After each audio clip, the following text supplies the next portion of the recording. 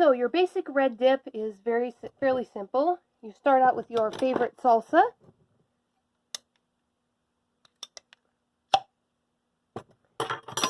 I use the spoon to release the pressure into the lid, makes it easier to open. So you're going to want to use, I'm pretty generous when I'm making a red dip with the salsa, 3 or 4 tablespoons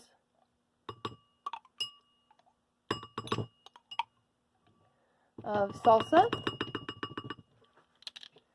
Then about a 1 to 2 ratio of mayonnaise to salsa, just to give it a little bit of creaminess. Soak up some of the water. Make it more of a dip and less of a salsa.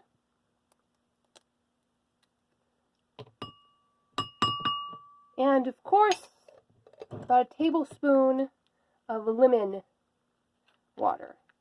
I think you're beginning to get a feel for my taste by now.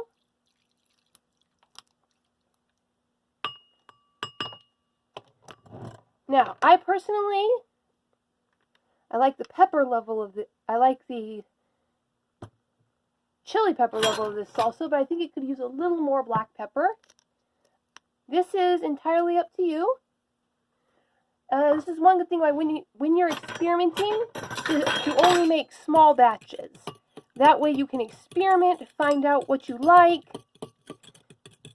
taste as you go.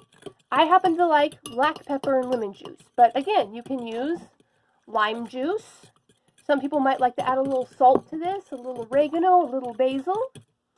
But my favorite thing to add to any dip is scallions. Most salsas are pretty dead by the time you open the jar. They're delicious, but there's nothing green and growing left in them. Meanwhile, scallions just add a little bit something fresh and crunchy. Of course, you might like to go down to the deli and get one of the salsas that does have a bunch of crisp peppers still in it, that still have that crispy fiber in them. And if you do that, you probably don't need to add scallions to it.